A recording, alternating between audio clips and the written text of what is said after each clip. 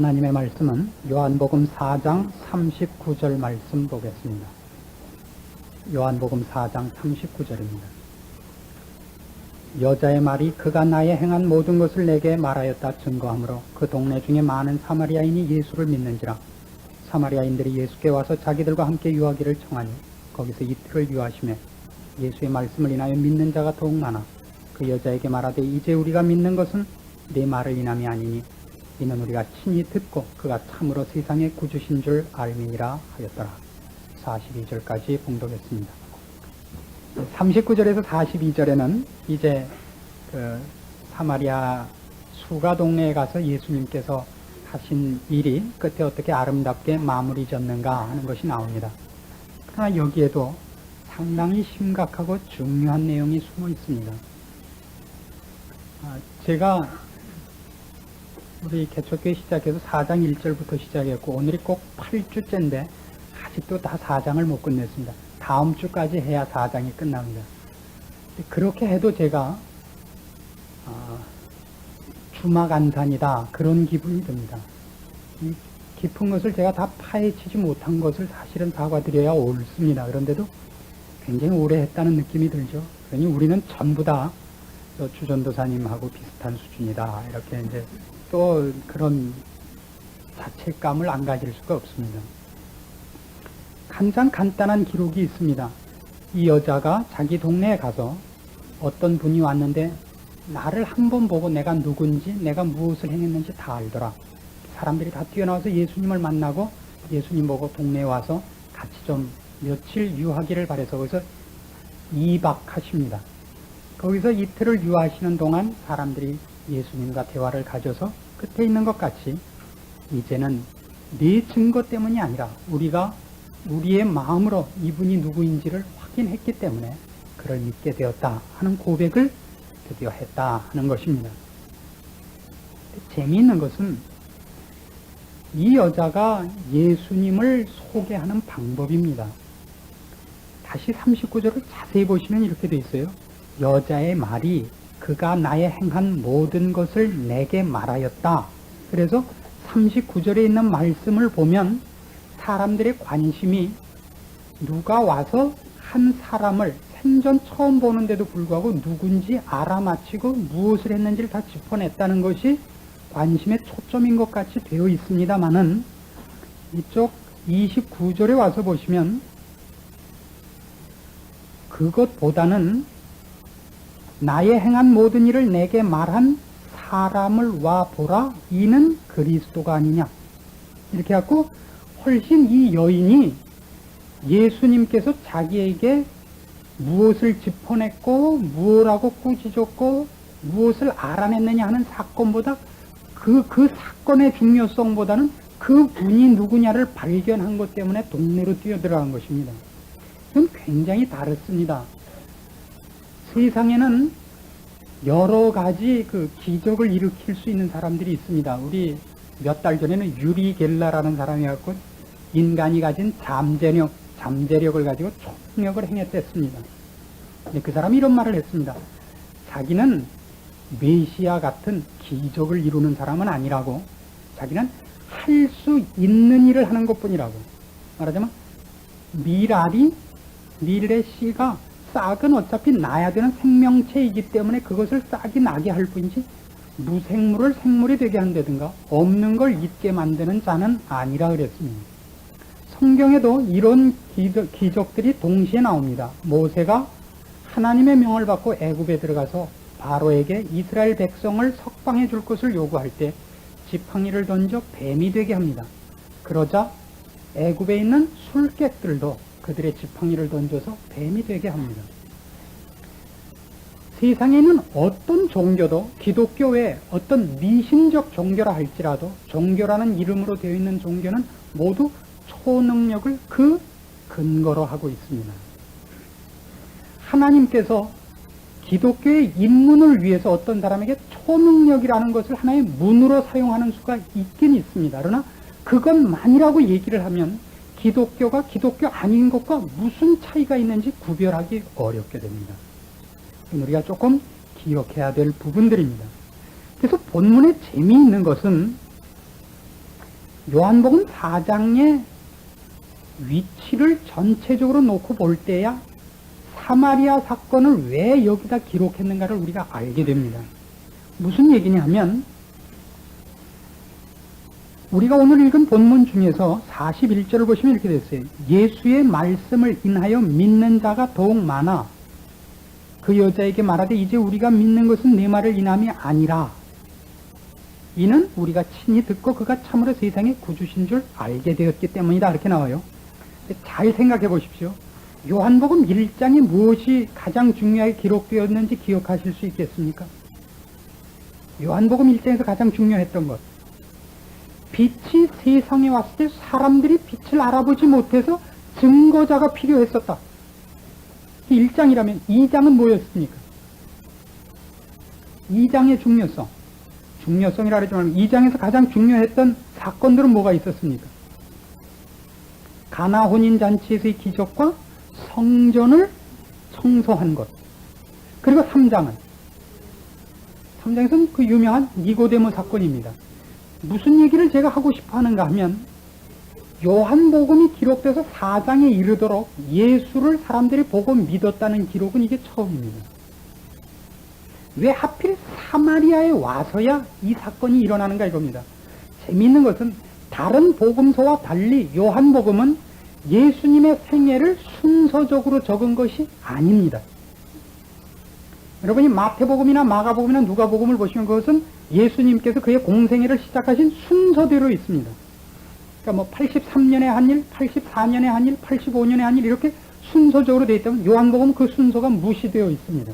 그 얘기는 요한복음을 기록한 사도 요한이 그의 기록에 어떤 자기 나름대로의 이유와 순서를 의도한 것이 배후에 있었기 때문이란 뜻입니다.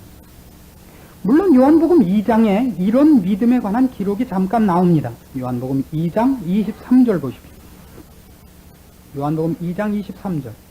6월절에 예수께서 예루살렘에 계시니 많은 사람이 그 행하시는 표적을 보고 그 이름을 믿었으나 예수는 그 몸을 저에게 의탁지 아니하셨으니 이는 친히 모든 사람을 아시며 또 친히 사람의 속에 있는 것을 아심으로 사람에 대하여 아무의 증거도 받으실 필요가 없음이니라. 믿었다는 얘기는 여기 하나밖에 안 나와요. 4장 전에는. 근데 그 사실도 이렇게 기록되어 있다고요. 예루살렘에서 예수님이 행하신 기적 때문에 많은 사람이 그를 믿었는데 그 믿음은 지금 여기 사마리아에서 이 사마리아 사람들이 믿었다는 믿음하고는 얘기가 다른 것이라는 것을 뒤에 이렇게 붙였습니다. 그 사람들에게 그 몸을 의탁지 않았는데 이유는 친히 모든 사람을 아시기 때문이라고요. 거기 그 단서를 붙인 이유는 저들이 예수를 믿은 것은 예수 그리스도가 그리스도신 줄 알고, 말하자면 여기 4장에서 기록한 것 같이 저가 세상의 구세주인 줄 알고 믿는 믿음이 아니라 그가 행한 기적 하나에 관심을 둔 호기심에 불과했다는 것입니다. 그건 4장에 다시 나옵니다. 4장 오셔서 4장 46절 이하에 보시면 45절에 있습니다. 4장 45절. 갈릴리에 이르심에 갈릴리인들이 그를 영접하니 이는 자기들도 명절에 갔다가 예수께서 명절 중 예루살렘에서 하신 모든 일을 보았음이더라. 예수를 영접한 이유는 갈릴리 지방으로 지금 돌아가셨더니 갈릴리 지방의 사람들이 예수님을 영접한 이유는 그가 예루살렘에 가서 행한 일을 본 것이 있기 때문에 영접했지, 구원과 결부되어 있는 신앙으로 예수를 알아보거나 영접한 것은 아니라고 얘기를 합니다. 그러면 지금 여러분 이런 안목을 갖고 요한복음을 4장까지를 연결해 주셨으면 좋겠어요. 1장부터 4장까지 뭐 이건 어차피 20장이 넘게 나갈 겁니다만은 21장에 이르도록 사도 요한이 요한복음을 기록하는 순서에서 시정요일하게 이 요한복음을 관통해서 지적하고 싶은 것이 무엇인가 하는 것들을 몇 개나 주워 가지느냐 하는 것이 우리한테 필요합니다. 상당히 많은 것을 이 안에다 의도하고 숨겨놓은 것 같습니다. 우리가 거기서 정말 많이 기도하고 많이 은혜를 사모해서 될수록 많은 것을 이해할 수 있어야 되겠습니다. 이런 얘기입니다. 지금 4장까지만 해도 예수님께서는 지금 1장에 등장을 하시면서 하나님이라고 등장을 하십니다. 하나님으로 등장했지만 그가 세례 요한에 의해서 소개돼야 됐고 세례 요한에 의해서 증거돼야 됐던 것을 그가 세례 요한에 의해서 세례를 받아야 됐던 것으로 아주 대표적으로 시사하고 있습니다. 하나님이신 예수께서 다만 그의 종에 불과한 피조물인 세례 요한에 의해서 세례를 받아서 소개되어야 하는 겁니다. 우리 인간이 얼마나 하나님과 진리와 생명에 대해서 문외한인가 못 알아보는가를 이거보다 더 잘 설명할 수는 없습니다. 그래서 이 장에 들어와서 우리 잘 아는 가나 혼인잔치에서 물로 포도주를 만듭니다. 누구만 아는가 하면 그 사건을 가지고도 2장 9절 보시면 연회장은 물로 된 포도주를 맛보고 어디서 났는지 알지 못하되 물떠온 하인들은 알더라. 왜 이렇게 사건을 기록하고 있는지를 여러분이 한번 생각을 해보시라는 겁니다. 같은 사건이라도 사도 요한은 왜 이런 식으로 표현을 했는가? 왜 이런 데 초점을 맞추고 있는가 이거예요.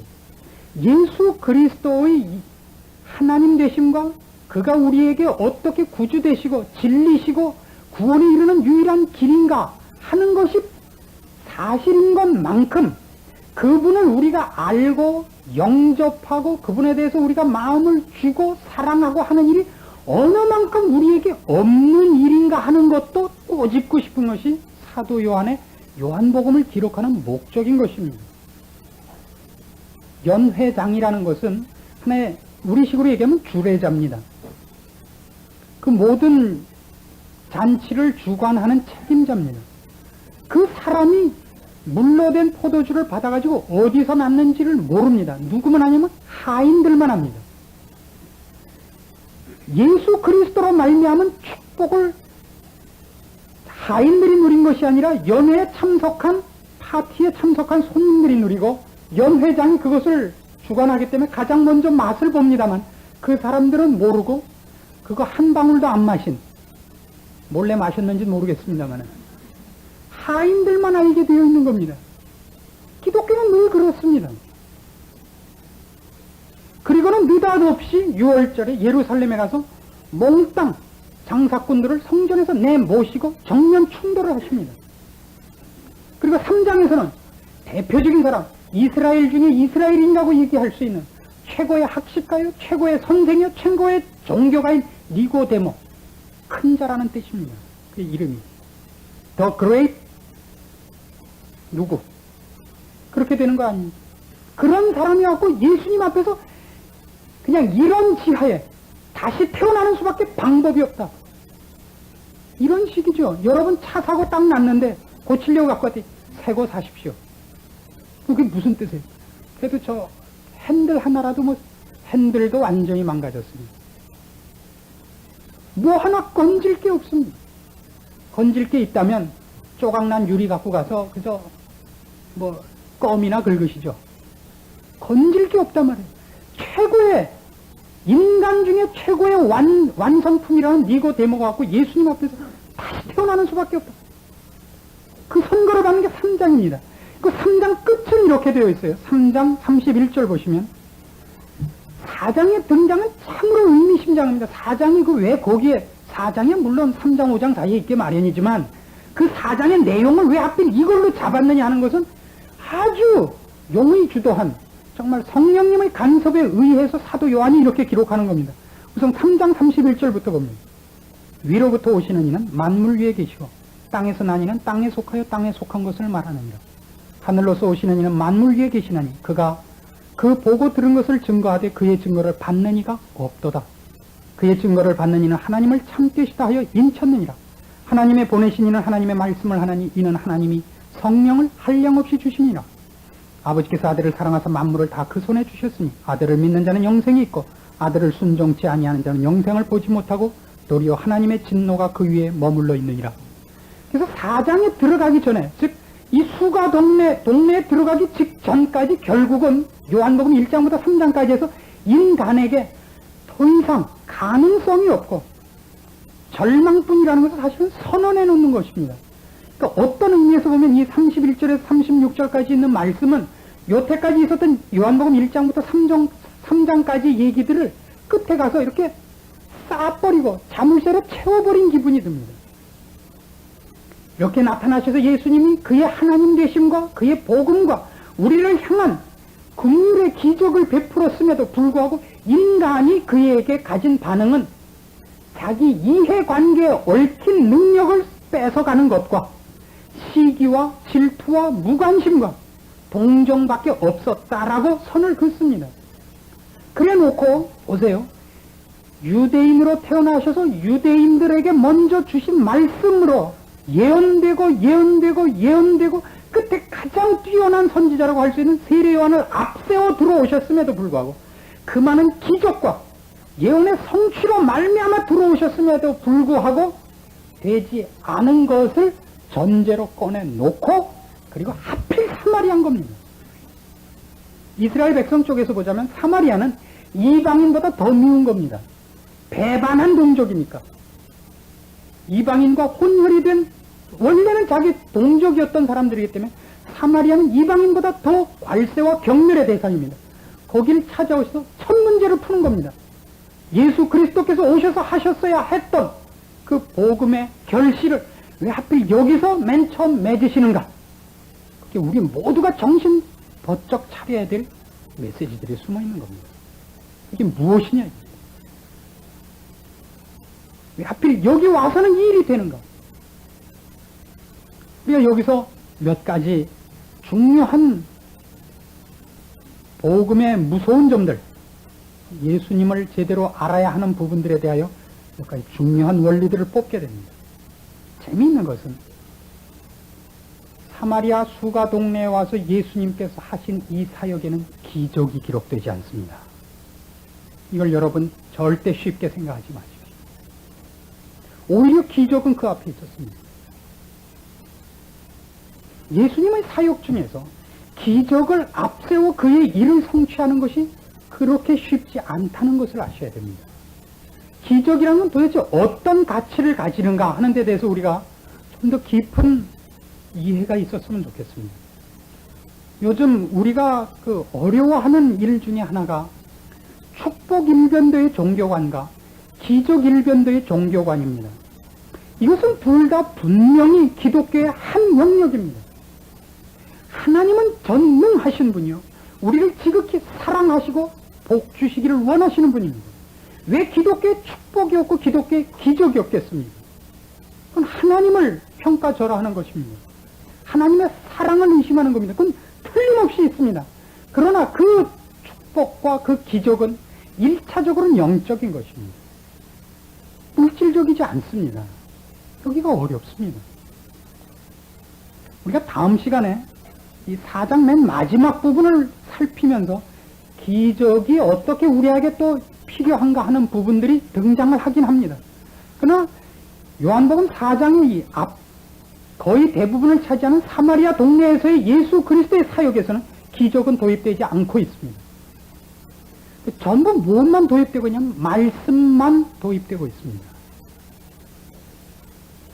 그리고 가장 중요한 것은 예수님께서 우리에게 주시는 것이 아니라 예수님 자신이 핵심으로 등장합니다. 다시 한번 보세요. 4장 29절을 보시면 나의 행한 모든 일을 내게 말한 사람을 와보라. 이는 그리스도가 아니냐. 그래서 와봐요. 41절도 보시면 기록이 얼마나 철두철명해 보세요. 예수의 말씀을 인하여 믿는 자가 더욱 많다고 되어 있어요. 여기도 악착같이 말씀이에요. 말씀을 인하여 더욱 많아.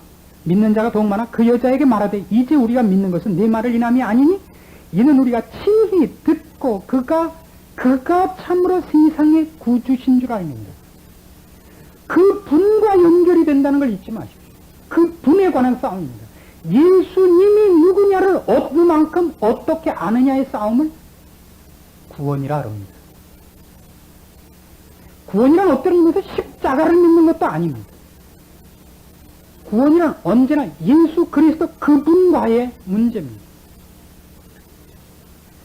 왜 말씀을 늘 강조하는가 하는 것도 그런 이유 때문입니다. 하나님께서 천지를 창조하실 때 말씀으로 창조했다 그럽니다. 그리고 요한복음도 재미있게 1장 1절을 보시면 태초에 말씀이 계시니라 이렇게 등장을 합니다. 예수 그리스도를 말씀이라는 별명을 가지고 소개를 합니다.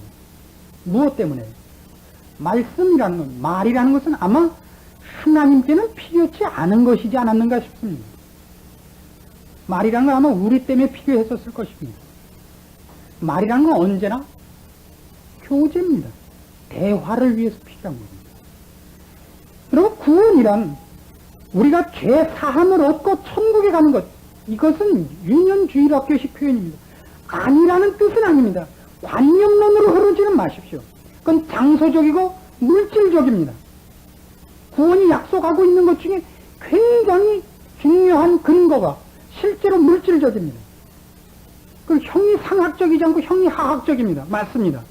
지옥 가지 않고 천국 갑니다. 거기는 먹을 것이 뭐든지 있는데 단 걸 먹어도 이가 안 썩습니다. 이 그런 곳입니다. 거기도 아마 모르긴 몰라도 마작도 있고 스키도 있을 것 같습니다. 스키를 하다 넘어져도 부러지지 않고 마작을 해서 잃어도 가산이 탕진되지 않는 곳일지 모릅니다. 이런 표현을 제가 쓰는 것은 거기가 관념론으로 흐를까봐 그러는 겁니다. 그렇지 않습니다. 분명히 물질적입니다.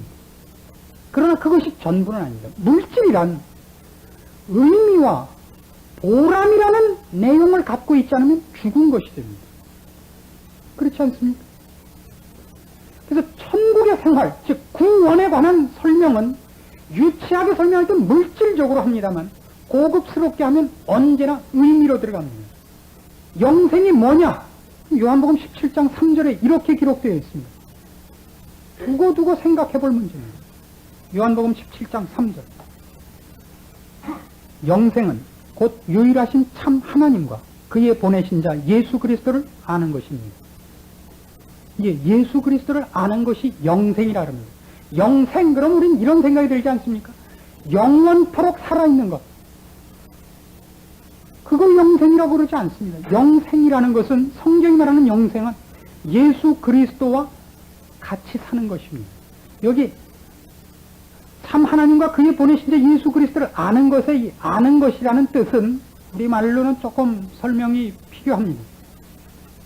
부부쯤 되는 관계를 말합니다.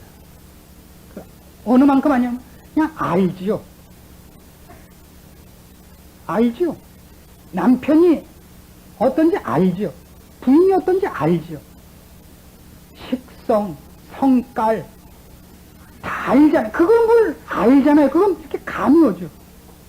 남편이 재채기를 하면 이쪽이 오한이 나고 그건 남이 아니라고요. 성경이 얘기하는 영생이란 그런 겁니다.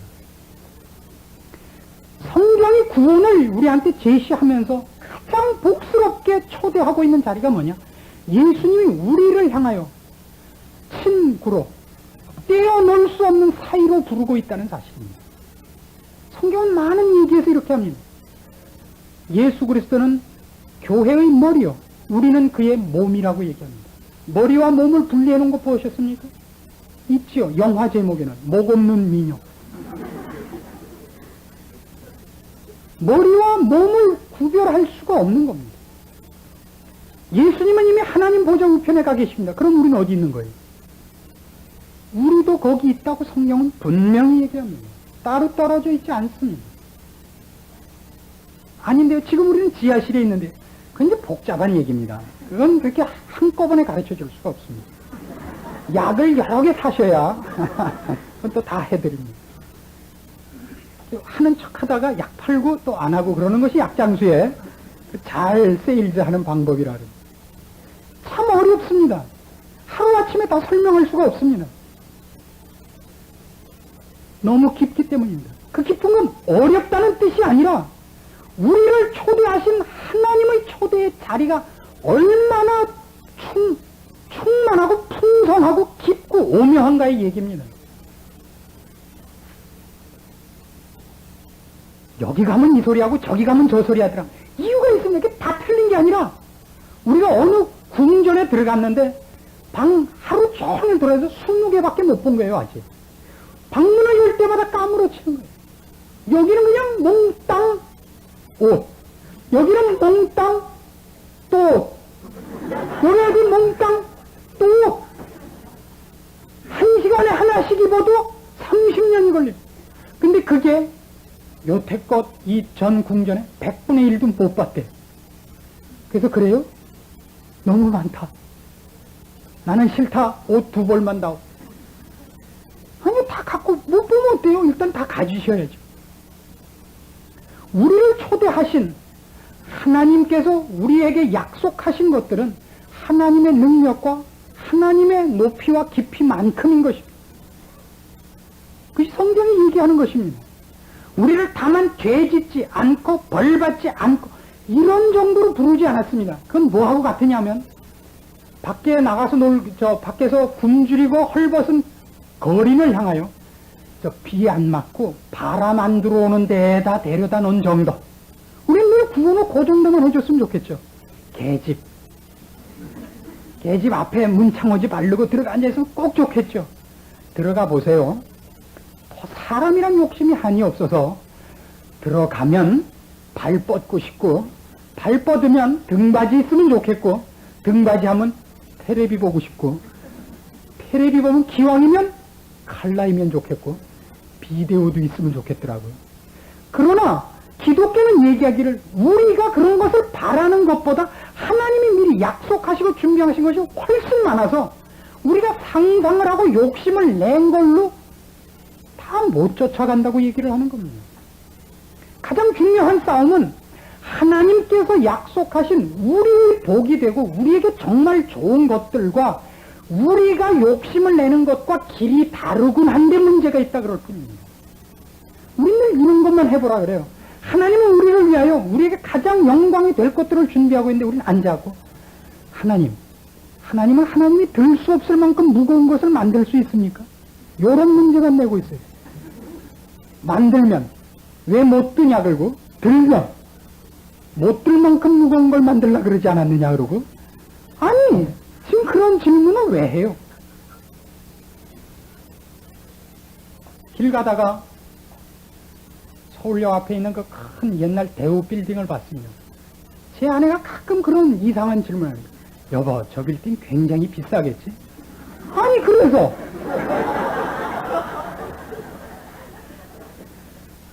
그때 제가 하는 답이 있죠. 그럼 한 2,000원은 더 할 거야. 확실한 답이죠. 분명히 2,000원은 더 하겠죠. 우린 예수를 말이죠. 왜 그토록 엉성하게 믿게 되냐면 예수님을 몰라요. 다른 건 훨씬 많이 합니다. 목사가 뭐하고 교회는 어떻게 해야 되고 딴 건 많이 하는데 예수님은 없어요. 촬영하러 갔는데 배우는 안 계시고 엑스트라만 우글우글해요. 영화 못 찍는 거예요. 그게 성경이 지금 우리에게 요구하고 있는 것입니다. 다시 요한복음 3장으로 돌아가 보세요. 요한복음 3장 31절 이하에 3장을 마무리 짓고 4장으로 들어가면서 가장 강조하는 것이 무엇인가를 이제 다시 두들겨 보십시오. 위로부터 오시는 이는 만물 위에 계시고 땅에서 난 이는 땅에 속하여 땅에 속한 것을 말하느니라. 하늘로서 오시는 이는 만물 위에 계시나니 그가 그 보고 들은 것을 증거하되 그의 증거를 받는 이가 없도다. 예수님에 대한 설명이 이게 몽땅, 그렇죠? 그의 증거를 받는 이는 하나님을 참뜻이다 하여 인쳤느니라. 하나님의 보내신 이는 하나님의 말씀을 하나니 이는 하나님이 성령을 한량없이 주심이니라.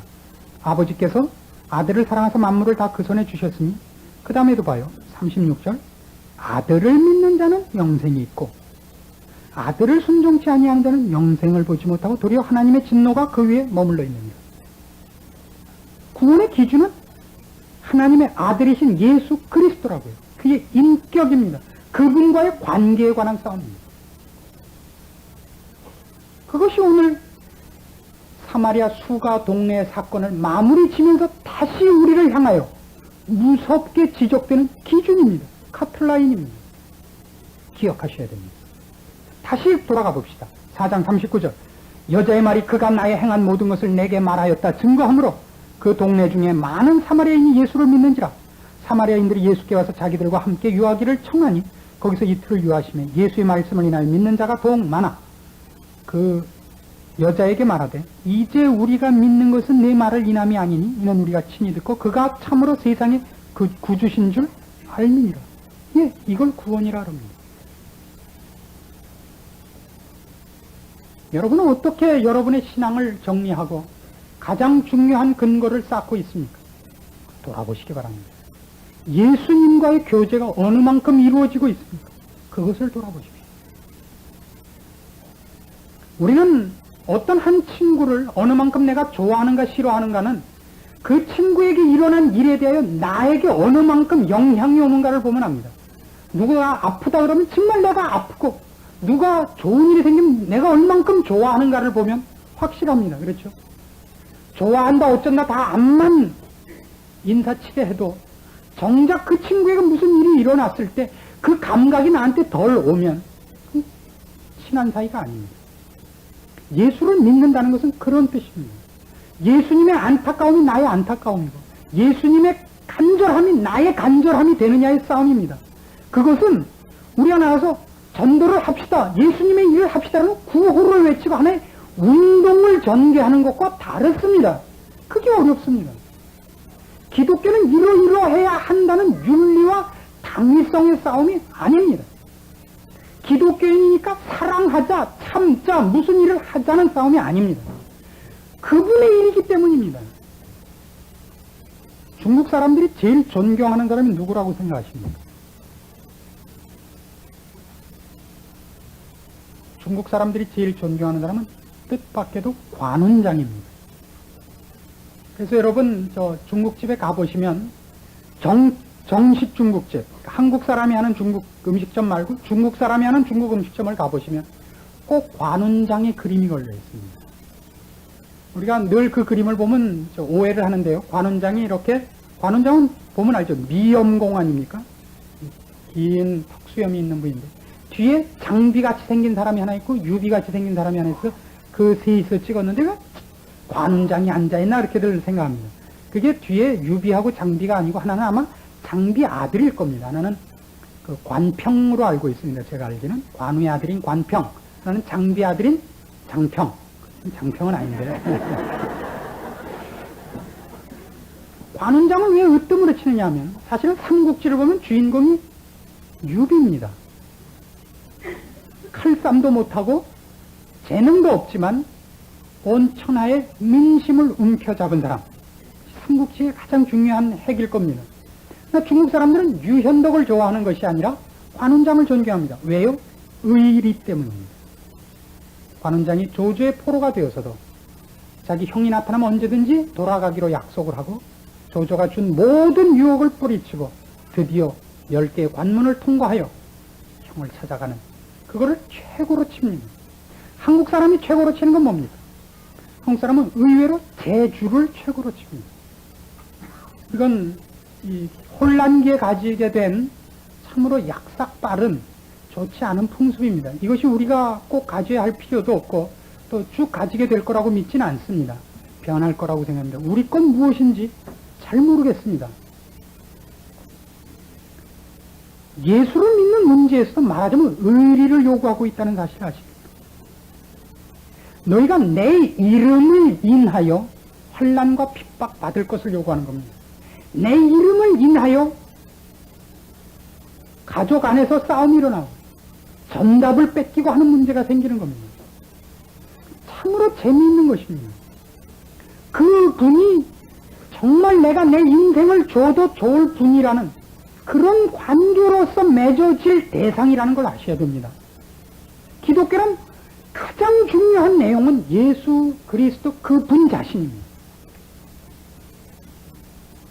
그분이 물론 우리를 구원하셨고 우리에게 축복하시고 오늘도 간섭하시고 여러 가지 다른 것들을 부수적으로 붙일 수 있습니다만 그 분과의 개인적인 친분이 얼만큼 되느냐를 물어보셔야 됩니다. 그리고 뜻밖에도 우리는 그 문제만은 너무나 별 볼 일 없습니다. 그것이 오늘 요한복음 4장이 우리에게 지적하고 싶은 얘기라는 것을 명심하십시오. 그분을 압니까? 그분이 오늘 안타까워하는 일들이 무엇인지 아십니까? 그분이 오늘도 밤잠 안 주무시고 고민하시는 일이 있다는 걸 아십니까? 오늘 이 소돔 고모라 같은 시대에 내려오셔서 세우고 계시다는 사실을 아십니까? 오늘날 예수를 믿는다는 모든 신자들이 가져야 할 가장 긴장된 생각이 필요하다면 저는 이거라고 생각합니다. 예수님을 제발 좀 더 깊이 사귀십시오. 아십시오. 그의 안타까움이 여러분의 안타까움이 되고 그의 기쁨이 여러분의 기쁨이 되는 그런 자리에 제발 들어가게 해달라고 기도하십시오. 그걸 소원하십시오. 하나님 믿어 드릴 테니까 이거 해주십시오. 그러지 마시고 그런 신자들이 좀 꽝꽝 나왔으면 좋겠습니다. 몽땅 다 자기 이익을 위해서 믿는 사람밖에 없습니다. 물론 우리 교인들이야 아니겠지요. 이렇게 하라고 그랬습니다. 제 아내가.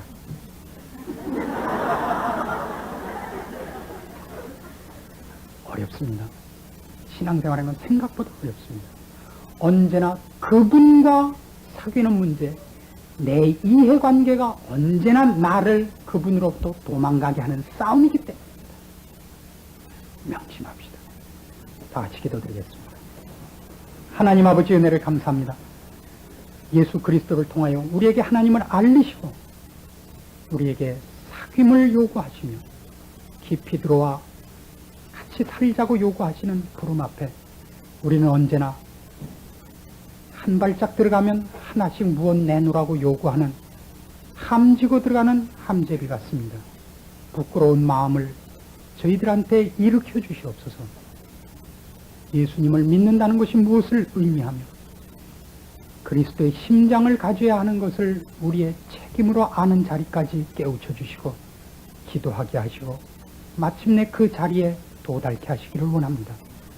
이 시대를 향하여 하나님 어떤 마음을 갖고 계시며 어떤 안타까움과 어떤 부르심을 부르고 있는지 우리 들을 수 있는 귀를 주시고 볼 수 있는 눈을 주사 오늘 주 예수님 한 분을 위하여 우리의 생애와 우리 가진 것을 다 희생하더라도 주를 위하여 살 수 있는 자리에까지 우리가 마땅히 나가도록 도와주시옵소서.